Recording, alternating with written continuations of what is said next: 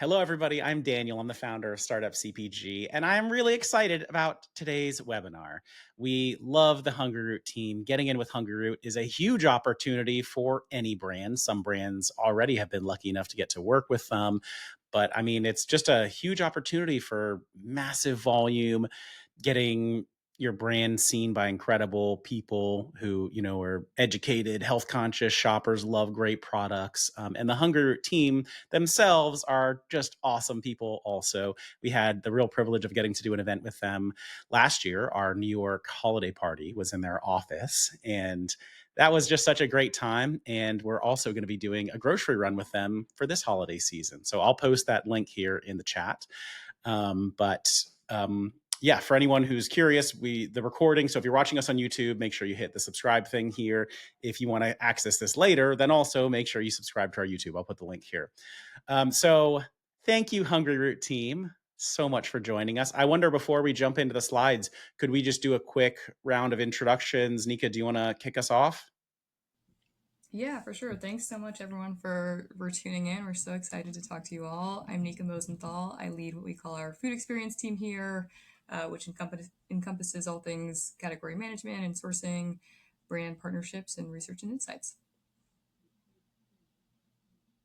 All right, I'll just pick an order by who's on my screen. So Julia, do you want to go next? Yeah, sure. Hey, y'all. I'm Julia Bello. I'm the Director of Category Management here at Hungryroot.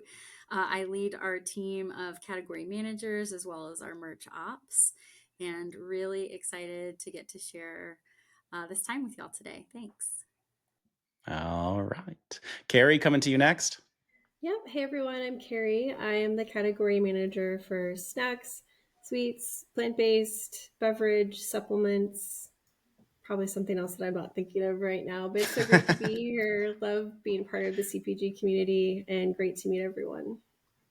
All right. And coming to Chris, many of you may already know him as being a famed guest on the Startup CPG podcast, one of my favorite episodes. But Chris, hit people with the intro.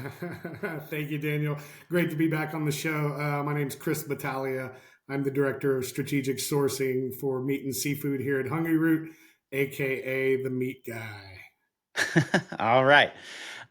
Cool. So maybe, yeah, if just to kick off, do you want to take us through a couple of the slides? And then I'm going to have a bunch of questions. I know other people will have questions too, but I think the slide's probably a great place to start. Yeah, sounds great. So, yeah, we wanted to, I'm sure some of you are already familiar with our model. For those that aren't, we do things a little differently here at Hungryroot, so thought it would be beneficial just to give you kind of an overview of who we are and what we do. So, at Hungryroot, our mission is to help people feel their best by making it easy and enjoyable to eat healthy. For most Americans, eating healthy is one of their top priorities, but also for most Americans, it's something that they're struggling to do, and 88% of Americans are metabolically unhealthy. When we look out at traditional grocery shopping, and the opportunity that we saw is that it's a really challenging, overwhelming experience. It takes a long time, it's stressful, and customers going out and not knowing what to buy or how to use it leads to a lot of food waste. And on average, people throw out 30% of what they buy. So that's where we come in. We are your assistant for eating healthy. And we do that in a pretty unique and cool way. So we have a proprietary AI system that's called SmartCart. And what SmartCart does is it learns all about you through our onboarding quiz and your shopping behavior while you're on the site. And it learns your goals and preferences and foods that you like and dislike. And then based on all of that data, it shops for you every week. So it automatically pre-fills your cart with groceries and recipes that we think that you'll love. You still have all of the agency as a customer to completely edit your order or to start from scratch.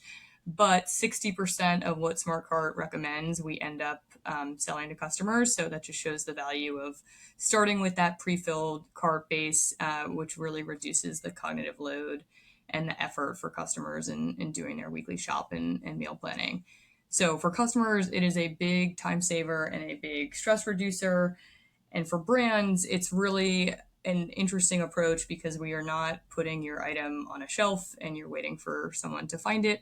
We are putting it directly into customers' carts of the customers that we think are most likely based on data to love that item. And if it's a recipe item, we are pairing it with other recipe ingredients and giving customers the instructions of how to make that into a recipe that is going to taste delicious. So we're really doing a lot to support all of the items and brands that are on our platform.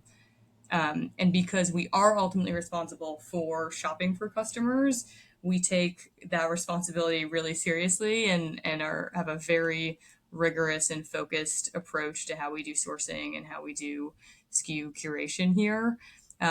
So everything that we bring on, we get amazing insight from our AI in terms of what formats, what nutrition, what flavors are resonating with customers.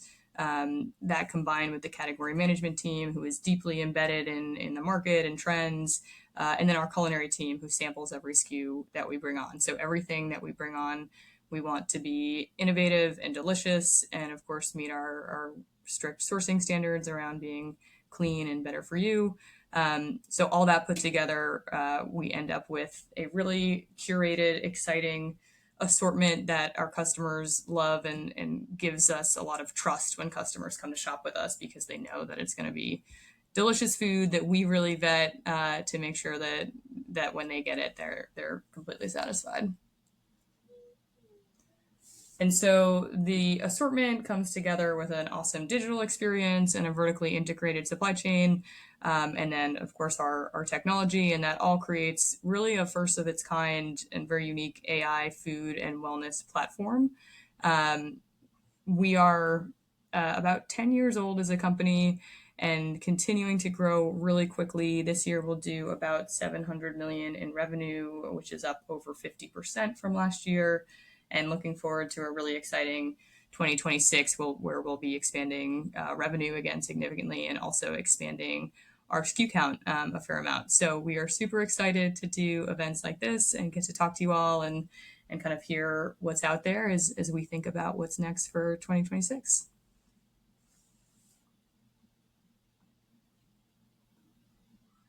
All right. That's a great overview. Thank you. I know just one question I had right off the bat was, I feel like I think there's a difference in terms of how brands can get to work with you. Where I remember like years ago when I was applying to Hungryroot, they were telling me like, yeah, if you can like get in with us and then you're in a position where brands can kind of like add you into their basket, or there's also a program like there are other programs where you're kind of automatically in their subscription. And if you're in that, it's going to be just an enormous amount of volume because obviously you guys have so many boxes going out. What is the opportunity that typically brands would be applying to like you guys for? Is there still that kind of distinction, or it's like, no, the smart cart is just grabbing whatever from our assortment is going to work best for every single person? Yeah, so more the latter. Every item that's on our platform is what I'll call smart cart eligible, and if it's going to be a match for the customer, it's something that Smart Cart would recommend. We sell both groceries and recipes. We sell a lot of recipes, so if you're a produce item, the volume there can be very, very high because that's something that's going to be in a lot of recipes and really core to people's meal times. That said, we have success across all categories and really see that Smart Cart drives exposure and trial for everything that we offer. Cool.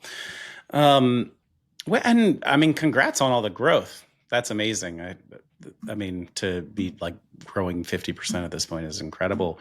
Where do you think all of that's coming from? Like, I think probably, I remember like during COVID, I think every online service got a huge boost, right? Everyone was like a really heightened awareness of what we're all eating and then like wondering about grocery stores. So I imagine that kind of put you on another tier as well. But what do you think it's all coming from now?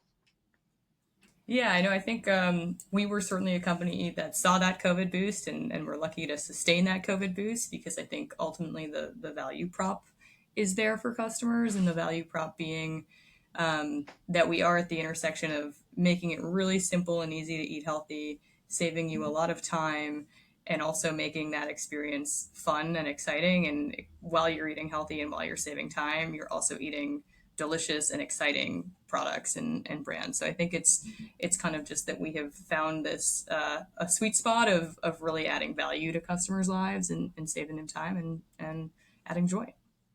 Amazing. And then there are some other e-com retailers out there. What do you think really differentiates you from if like a consumer is trying to figure out between the different options out there, what's going to bring them to you over some of the other options out there? Yeah, I'll start, but everyone else feel free to chime in. I think first and foremost, Smart Cart and the AI component of starting not from scratch when you go into that virtual grocery store, digital grocery store, or brick and mortar, and you're just like, what do I do? You never have that feeling at Hungryroot because we fill your cart for you, and I think that's just a huge cognitive load decreaser. So I think that first and foremost, and then two, I would say just the amazing assortment that everyone on the call has curated, so that customers just trust that they don't need to try the best product. We've already tried it for them and we've picked it, and that's what they're going to get in their basket. And personalization. I mean, that's a huge part of how we are servicing our customer. I mean, if you don't like something and you put it in your platform that, hey, you don't like zucchini, you're never going to get zucchini in your recipe. So I think personalization is definitely one aspect that differentiates us from all the competition. Cool. Okay. That we straddle both. Like if you want to shop by recipe, you can do that. If you want to shop just by standalone groceries, you can do that. And I can't think of another platform that offers that. So it really is. And if you want to do both, you can do both. So I think it's the best of both worlds. And we have the full assortment of meat, seafood, produce, ambient items. Whereas I don't think some other retailers have caught up with that in the e-commerce space just yet. Cool. If anyone in our audience is lucky enough to be a Hungryroot shopper, maybe you can weigh in as well. What keeps you coming back? But it's nice branding too. It looks cool. The ads always look really good and like healthy, and that's great. Okay. So yeah, good question from the audience, also from Bill. So how do you describe the demographic of your core customer base? I don't know if that's a Nika question. I also have a bunch of questions coming up for each of you. Yeah, no, thank you. Great question. I'll take this one. So we have a few different customer personas that we think about and try and get in their mindset as we're sourcing products, but we tend to over index on suburban families is really kind of our core customer. And I think those are, or the reason for that is those are folks that benefit the most from the time saving aspects, and they're solving for kids and family members that have different dietary preferences, different dietary restrictions, and to have one platform that will simplify all of that and take that all into account, I just think adds a lot of value for them. So that's tends to be where we over-index the most. That makes sense to me. Also, as a city liver, I'm always like, I don't know when I'm going to be home. It's hard to schedule deliveries in the suburbs. I'm like, I know when I'll be home. Okay. One more question for you, Nika, and then I'm going to move to Julia after that. How do you think about which categories really to prioritize when you're especially sourcing brands, like what you're out there, like, oh, we have too much of this or too little of this? How are you prioritizing different categories?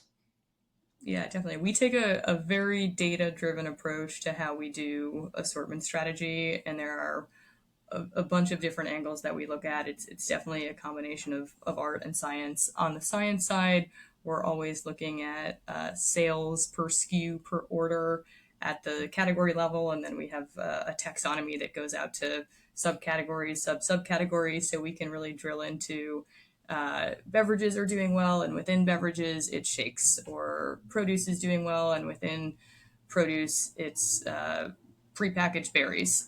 So we look at that to understand, what we should be leaning into. We also look at the market and how the market is composed. Always are comparing ourselves to that. And then customer feedback. Every SKU that we send, customers give us a thumbs up or thumbs down, and we look at that, and we do a lot of surveys with customers as well. So making sure that we are getting SKUs that fill gaps that we have that are going to perform well and ultimately are going to taste delicious and are aligned with the feedback that we've been getting from customers. Cool. How many SKUs do you guys have overall right now? We're around 850 today. And that includes all of your owned brand ones? Correct. Yep. And getting to 1,200 by the end of next year. Cool. Okay.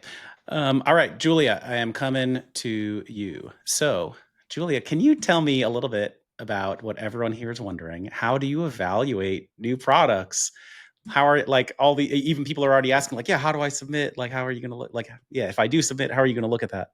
Yeah. Well, I think first and foremost, there is a very real operational component for sourcing products in a D2C e-commerce, environment.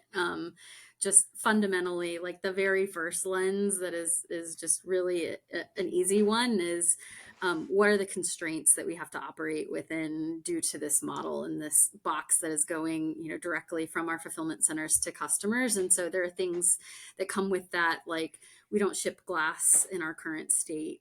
We can't ship anything that requires to be frozen throughout the entire supply chain. So like ice cream, we can't sell that today. So I think that's like the first and easiest lens that we kind of evaluate products. And then after that, it really starts with understanding what's important to our customers and what are their needs and how can we best serve them through the products we source. And we believe that every item in our assortment should tie back to a direct value proposition to our customers, whether that's helping them put together recipes or bringing in convenience items or unique flavors and products they can't find anywhere else. Making sure that we're really delivering on the value that customers expect from Hungryroot. And then I think from there, it's like, okay, well, if we think that our customers are going to benefit from this item, then we start to think about incremental impact. Is this something that's really going to move the needle for customers? And if so, let's give it a shot. The reality is we are a limited assortment retailer. And so that means that we have a very curated assortment. And that means that every item really needs to earn its space, within the assortment and driving customer satisfaction. Okay. And I know you guys are so data driven.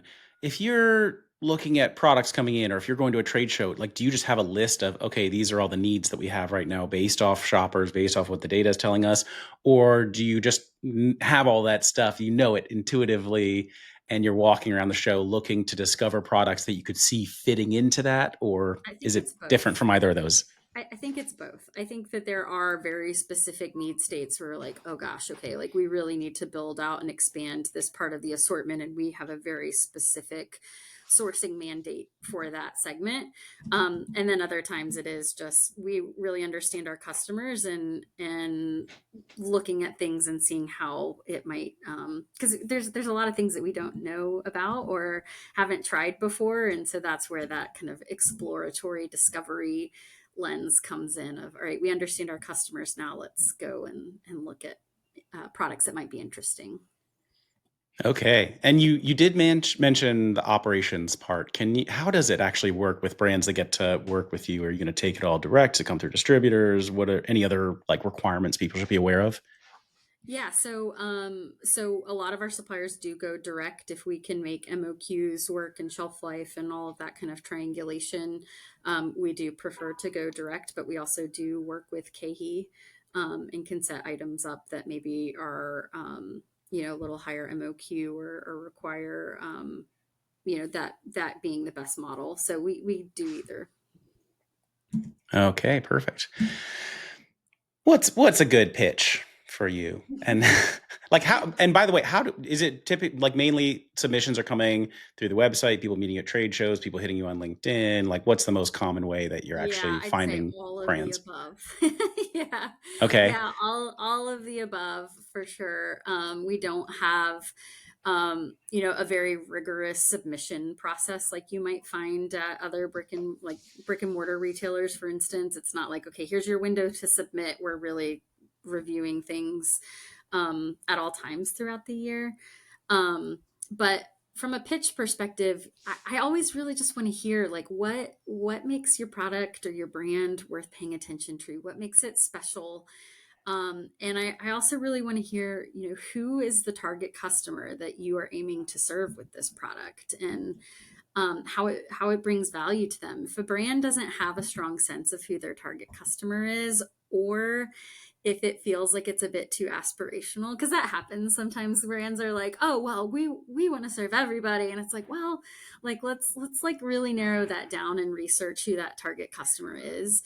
I can tend to get a little skeptical if that story isn't pretty strong, because I need that information. The team needs that information to be able to translate that to the Hungryroot customer, and how there might be overlap there. I also really want to hear how they're going to help get the product in customers' hands and boxes.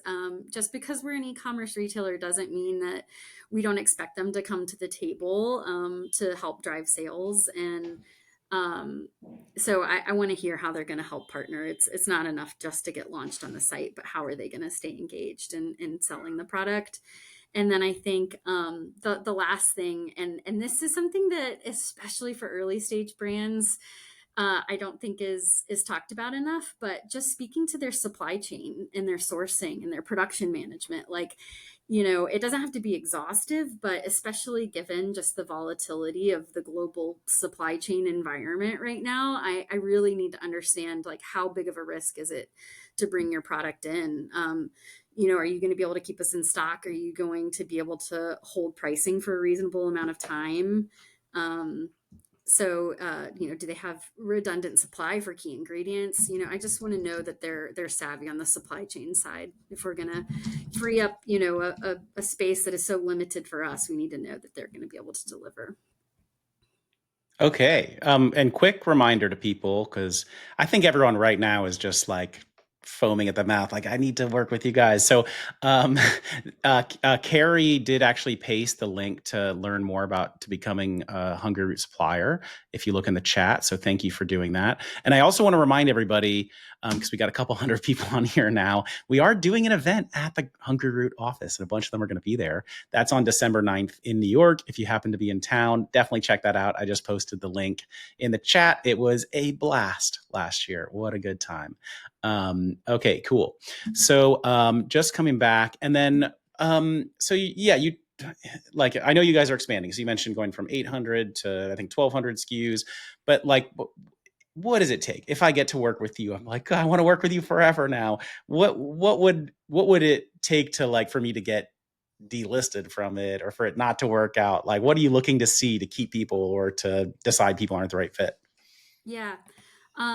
Certainly from a KPI perspective, like, we're assessing performance just as any other retailer would, with industry standard metrics like velocities and profitability, spoilage, things like that. We also do heavily weight that customer satisfaction piece and product ratings that customers can rate. So we weigh that heavily, and oftentimes equally with velocity. So we want to make sure that the products that we're carrying are high satisfaction items for our customers. And then also making sure that it's something that our smart cart tool can sell and knows how to sell. There are just some items that our smart cart just it's a little trickier to sell, and so some of those items we just might need to wait on, or come back to if smart cart is struggling with some of those items. So that's definitely a consideration. But then I'd say beyond KPIs, like, we really evaluate and weigh heavily the state of the relationship with the brand.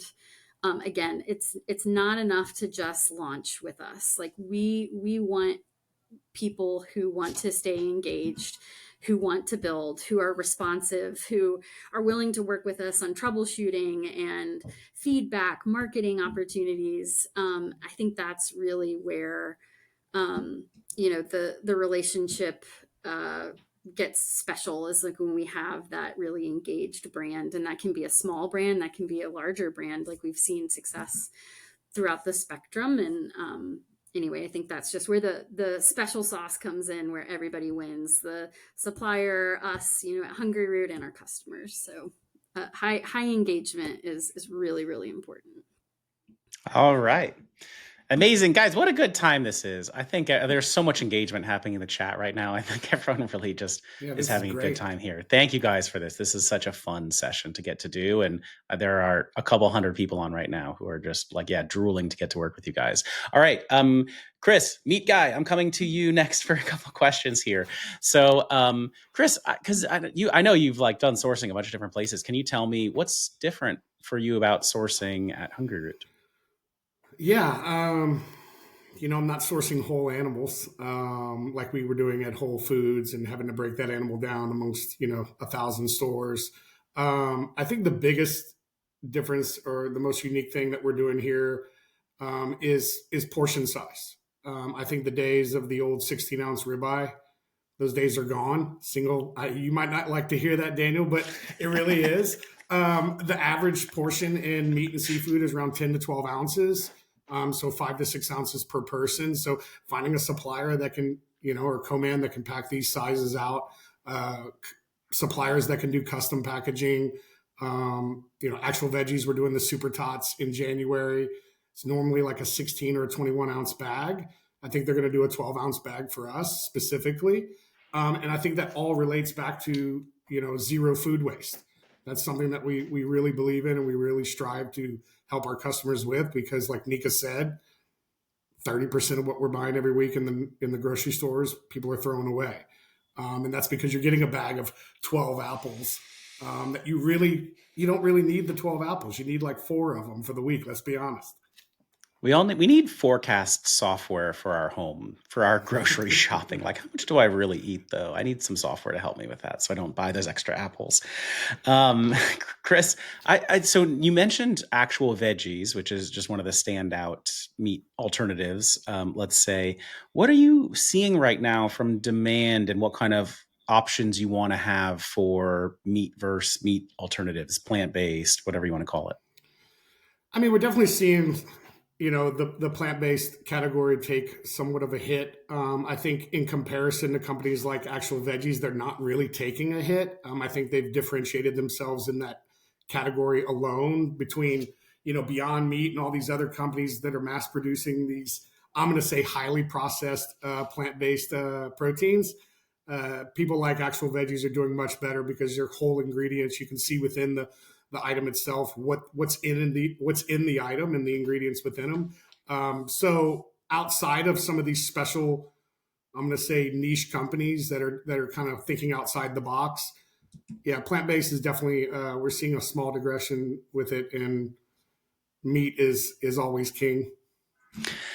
And so, yeah, how do you think about like the kind of stuff that you source within the broader portfolio of what everyone has? Like, are you looking at any like basket data of what do people buy who buy actual veggies, like, and go with it versus meat, stuff like that, or like typical complementary products? Do you work with like the rest of the team when you're doing that, or are you mainly just like in your lane focused on the meat and meat alternatives? I mean, I'm definitely in the meat lane. I'm in the ready to eat lane. We've launched quite a few ready to eat meals and ready to heat meals. I've just passed on the plant based category to Carrie this past year. I think she'll admit it's a very challenging category to get used to. But at the same time, I think we see opportunities within that category, even though we're seeing kind of the demand come down. You're able to go out there. There's plenty of great suppliers, I think, they're doing good things. I can't recall the bacon company, plant-based, that we're bringing on. Carrie might be able to remind me, but I mean, these are things that we know our customers want and they want it in their basket. And then I think what we're also seeing in relations to that actual veggies example is they'll have that steak, that beef steak or that chicken breast with these actual veggie super tots and kind of mix the two between themselves and feel fine doing it. Okay, awesome. And speaking of Carrie, I'm going to come to Carrie next. Carrie also just answered a question that people had asked about which shows this team goes to. So I threw this up here. So Fancy Fair San Diego, Expo West, of course, and KHE Denver. And everybody, stay tuned for a big announcement about KHE Denver. It's going to be a big one from us about KHE Denver. Just a grocery run coming up for everybody at that show. So it'll be one of the coolest things we've ever gotten to do. So stay tuned about that. All right. So Carrie, coming to you, there's a lot of stuff that you cover. I wonder if you could just give us a little bit of an overview for like what's doing really well, what cool products are out there, or innovations across a lot of the categories that you work on. What's some stuff that's really popping? I mean, I think the items that tend to perform the best, we kind of, let's say, regardless of the category, are primarily convenience focused and high like health attributed. So really clean ingredients with recognizable clean ingredients. And then with different formats the customers can either take on the go or something like that they can make very quickly for dinner that evening. Those tend just to do really well. And then of course they have to all taste good. So taste is always king. I mean, we see trends changing in snacks and even beverages with protein is becoming more and more important to the customers as they're understanding like what's important to longevity. And then there's fiber is a newer trend as well that we're seeing pop up and people are, specifically looking for. So I'd say overall, like taste and ingredient quality is always going to be number one because that's really what our customers are looking for. But then the attributes kind of change dependent on trend. And I think we follow pretty closely in line with the rest of market on those things. And speaking of clean ingredients, what ingredients do you think are clean right now? Have you, and maybe if anyone else wants to chime in also, I'm just always curious because you're really at the heart of this and you know what your consumers are saying. Are there any that you think are kind of turning the tide right now? Like things that people are seeing as cleaner or things that people are turning away from right now? Yeah, I mean, I think that there's a lot of debate what defines a clean ingredient or not, and then like what's the truth behind it all. There's a lot of conversation about seed oil right now. I'm sure everyone on this call has heard, an earful of it. So avocado oil tends to be driving a lot of like the ingredients that we're seeing in new products being shown. But I'm not sure if that's a forever trend as much as it's a right now. And then I think also with clean ingredients, like people are trying to move away from sugar alcohols. They're looking like cane sugars kind of making a new comeback, which is an interesting change to the way people were shopping before. So I think it's more about recognition in the ingredients that are in the profile, getting away from like binders and fillers, which I think is kind of has always been everyone's goal. I don't think that's ever really changed. I just think that the definition of what those ingredients are has evolved as we continue to get better and better at making food. I really like that answer. That was super interesting. You're getting a lot of love for it in the chat too. And it's interesting to me also when people will say they're looking for clean ingredients, but then go still and buy like diet soda with like the worst kind of sweeteners in it, which I do also. But it sounds like you really see it in the data though, that people really are shifting with their wallets towards those cleaner ones. So that's really good info to have. I'm just wondering, are there any big gaps in your portfolio now or opportunities that you're like, oh yeah, actually we've been looking for a little bit more of these kind of things? I don't know if it's around like fiber, like you mentioned, or more avocado oil products, any other kinds of things that you're like, if only someone out there in the couple hundred people on this call has this kind of product.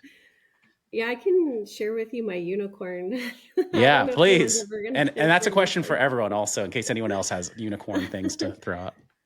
I mean, one thing I will say, I think that we've done a really great job building an assortment that does highlight the ingredients and the health goals that our customers have been wanting and looking for. I think that Hungryroot superpower is we actually really do listen to our customer and we base our strategy most heavily on what they're asking for and what they're thinking and saying and feeling about the products that we've onboarded, and we try to test as much as we can with them to better understand what they want. So I mean, in my like generally speaking, a gap, it's not really a gap, but I'm always looking for something that is nutritious, delicious, and is as nutrient dense as you can get it, that fulfills like a snacking occasion or a beverage occasion. That's really huge. My unicorn is plant-based meat alternatives. It's such a tough category for a million reasons. Our model, we can't ship to our customer frozen. So number one, it has to be refrigerated or it has to survive a refrigerated storage, like with for at least 5 days, so the customer can enjoy it for their week's groceries. But then it also, needs to be made with, nutritionally dense ingredients and offer a protein value that makes it worth being center of the plate. And that's kind of a tall order. It's not really common in the marketplace, especially slackable or refrigeratable. That's been pretty tough for me. So if anyone's in that market, please use the link So as people are looking at products, I am definitely You're doing a actively great job, Carrie. You're doing a great job. actively searching. But there's been some really interesting things too that I've seen along my search. I'm just, it's an omnivore world, and our customer is primarily an omnivore, and they like plant-based proteins as a flex option, but not as their primary. So it's a delicate balance between, does it make an omnivore happy, and is it good enough for a vegetarian if it was their only source of protein? All right. There's a lot of action in the chat right now. There are a lot of people like, ooh, me. So, guys, it might get lost, but just so you know, definitely fill out that form if you're one of those people. I know a lot of you are going to hit them up on LinkedIn also. Does anyone else want to throw out any of their big opportunities or unicorn stuff? Any of the other folks from the Hungryroot team want to chime in on something that they... Yeah, I would say premium sauces and condiments not in glass is a challenge. We see an opportunity to bring in more premium items within that space, and a lot of it is in glass, and it's just not something we can ship right now. So I think anything outside of glass in glass heavy categories, even like oils, vinegars, things like that. But I think overcoming the glass hurdle sometimes is challenging in certain categories, and sauces and condiments for sure would fall into that Yes. category. Nobody wants that glass to break with mayo all over their whole order, of course. Right. All right. Anyone, I don't know. Yeah. Nika or Chris, anything you guys want to highlight?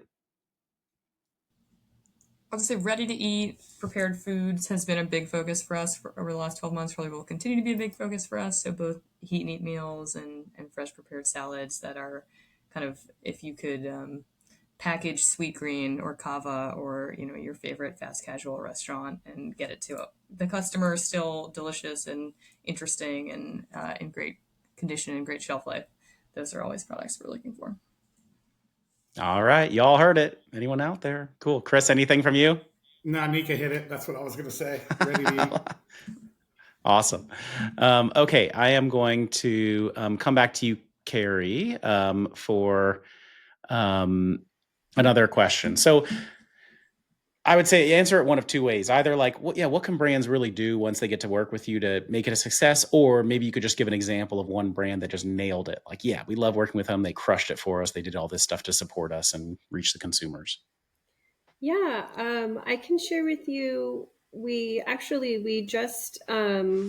just invited one of our brands to come speak to the whole Hungryroot team, just so that the whole team could learn more about them, and that was Sunny's. And Sunny's is one of our OG brands that we onboarded, and truly, Katie and Lizette have been really, really great partners to work with. Number one, obviously, they're obsessed with their brand and they're obsessed with their customers and they want to have great product, but they also are really great listeners. And I think a lot of their success has come from listening to the feedback, not just of their customers, but also of their category managers. And that's, really enabled them to drive innovation.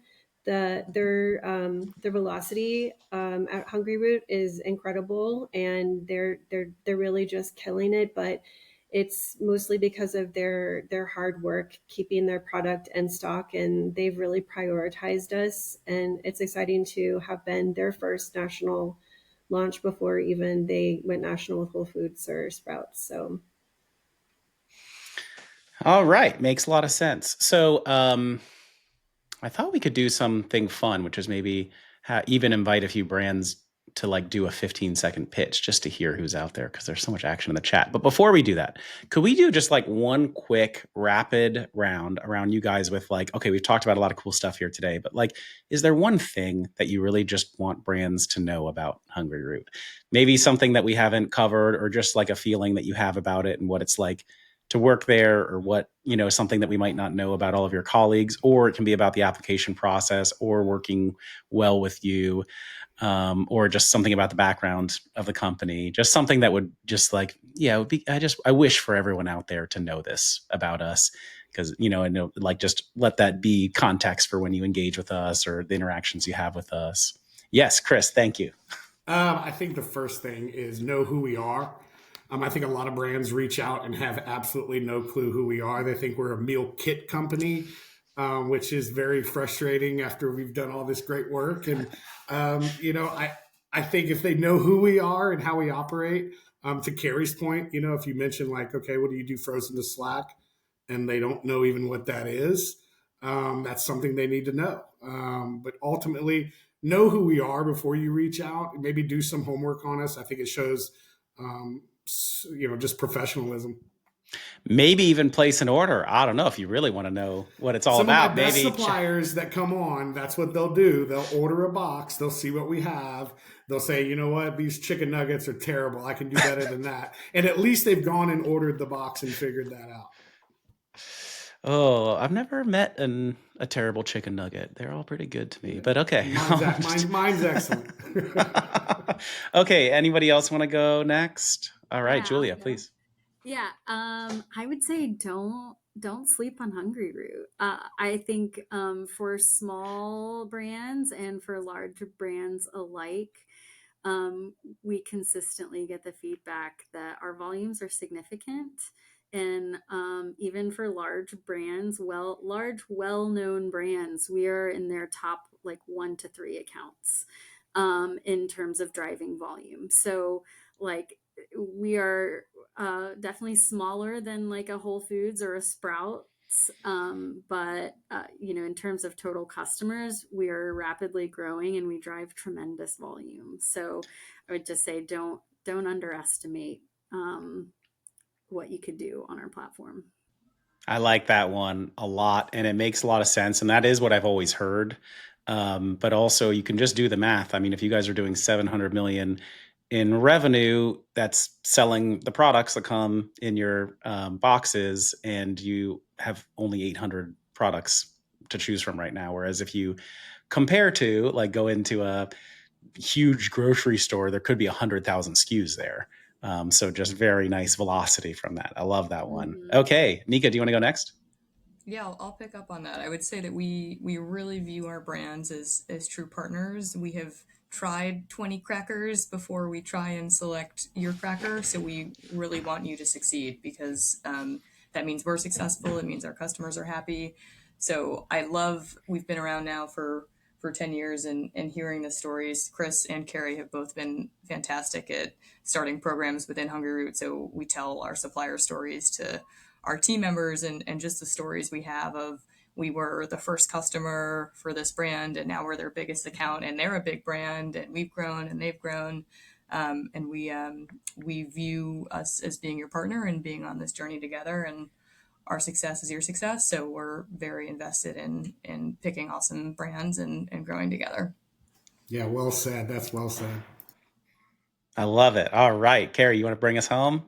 Yeah, I guess I would share that the launch is not the finish line. It's really the first it's the first hurdle you really have to cross. Yeah, you can get into on our shelf, but maintaining the product, listening to the customer feedback, working creatively with our teams to solve for problems, being great communicators, those things are even more important.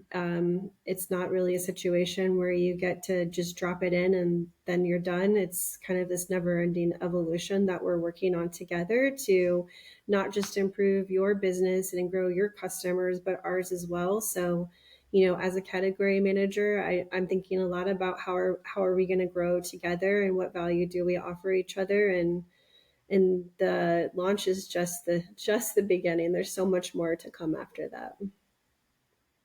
Beautiful.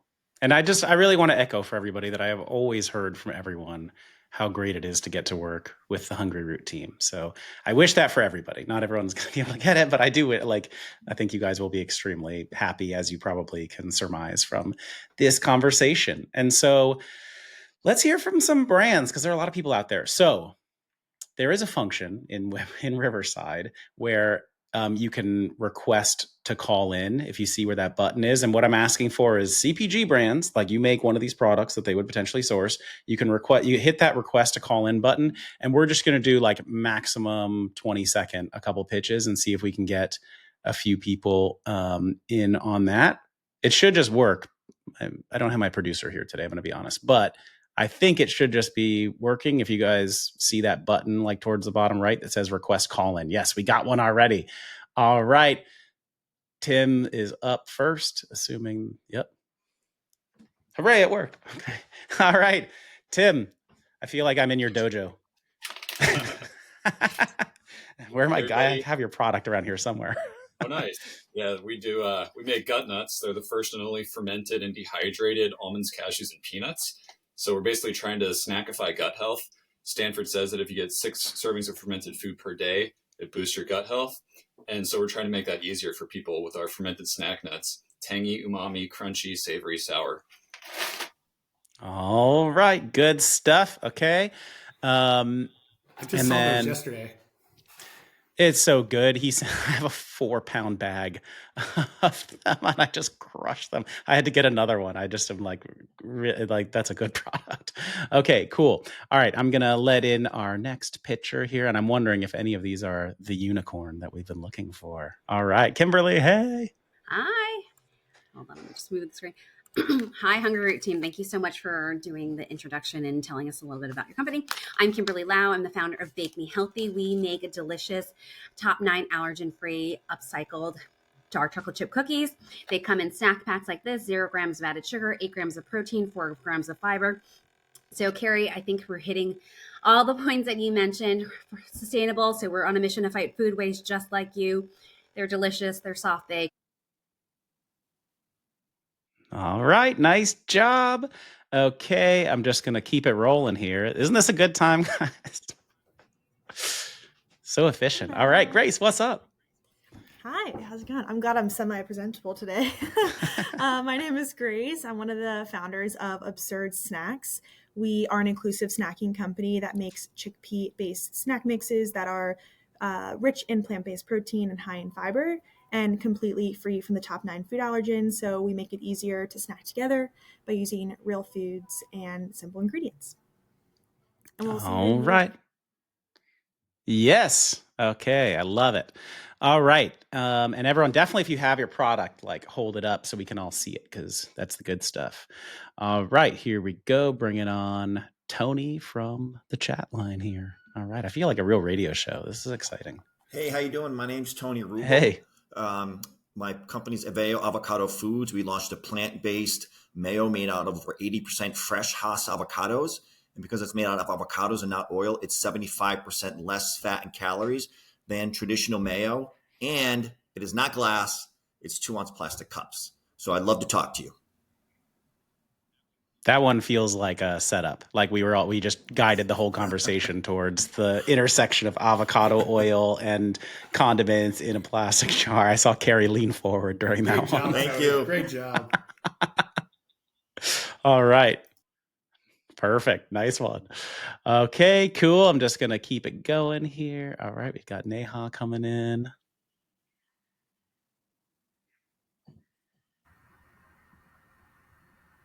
Hi, can you hear me? Hello. Hey. Yeah. Hi, I'm Neha. I'm from Mangfu. So we are kind of the unicorn that you described. We converted lentils into a plant-based tofu alternative. It is refrigerated, but you can consume lentils in entire new form. You can pan fry it, bake it, air fry it, and add it to any recipes of your choice. So now lentils are no longer restricted to only soups or stews. You can basically add lentils to your sandwiches, wraps, salads. The possibilities are endless, and people love our products. We are from Colorado. We also make lentil based snacks that are high in protein, high in fiber, gluten free, soy free, and we would love to collaborate with you. So definitely I submitted the form also, and we are just changing the game. All right. Thank you so much, Neha. Okay. Just keeping it rolling here. All right. Hey, Maureen. Hi. I've been listening, but I also took your quiz, and my first delivery is coming to me on the 17th, and I'm super pumped about it. Nice. Suck up. Good job, though. I did it before, though. That's a great way to start, no, honestly. My name is Maureen Castioppo, and I'm the founder of Florida Pure Sea Salt. Florida Pure Sea Salt is a gourmet salt company that crafts high quality, safe, and absolutely delicious products for your food and cocktail rooms while protecting the waterways and being socially responsible. We have pouches that are made of recycled material that are recyclable. We have about 50 SKUs. We often do larger glass jars with bamboo lids, but we have these pouches, and we have about 6 different flavors in the pouches right now, and our pure sea salts. And it's all flake salt, all natural, 85 minerals, super delicious. This is our garlic infused sea salt, which I think is the best garlic infused sea salt on the market. But really, it's really elevating healthy meals to make it easy for your meal prep for you and your families. I would love. All right. Nice job. You guys are making me look good today. All of these great pitches. All right. I have to let Karen in because she said in the chat she had the unicorn. So I think we got to see. It's me. Hey. Hi, I'm Karen Akuri, the founder of Drench, clean dressings, marinades, and now sauces. We just launched these better for you clean sauces. So Julia, these are for you. So this is, as you can see, it's a better for you burger sauce. So very similar to Big Mac, but tastes so much better. And this is, you can guess, better for you Chick-fil-A sauce, but super clean. All the ingredients are transparent. We use no refined sugars, no seed oils, nothing artificial. You probably have all the ingredients in your pantry, so they're all recognizable. And these are our dressings, super clean ingredients. This is our number one seller, our Mediterranean lemon, and our signatures are citrus honey. We're in over 4,000 stores nationwide across 49 states. Thank you. Yeah, we're in Whole Foods, Sprouts, Wegmans, Central Market, the Fresh Market, Meijer, Albertsons. So we're even doing really well in conventional, and we would love to be your partner. I love Hungryroot. So yeah, thank you. And I will be filling out the form. All right. Nice job, Karen. Thank you. All right. Letting in Jen Co here. Here she comes. Rolling out the red carpet, I think. Sometimes it lags a little bit. I don't know why. The button's not working. Let me see. I'll try again in a second for you, Jen. Oh, no, I think it's working. Appear. Maybe not. Okay. All right, let me roll to the next person. Jen, try again if you can. Cool. Here comes Christina. Here comes Christina. How are you guys? Surprise, I'm Christina Cowan. I'm the co-founder of All Phenoms. We're an organic sparkling super drink. We wanted to make great, clean drinks that serve body, gut, and mind without any compromise. So we made sure that we're clear with our labels, providing transparency. We have no artificial flavors, colors, sugars, preservatives, and we use organic fruit juices and botanicals. We're based in Southern California and growing across the U.S. with other natural retailers, and would love to talk to Hungryroot because I'm a big fan of your mission, and I think we're value aligned there. All right. Nice job. All right. Okay, we got Anu. Hi guys, I can't believe I got picked. My name is Anu. My company is Blue Nose Probiotics. I'm from Canada, so I was the one asking, hey, do you guys work with Canadian brands? So yeah, my product is Kefi Lassi. It's first of its kind a plant-based probiotic beverage made out of fermented kefir with all clean ingredients. Our probiotics are also microencapsulated for higher survival rate.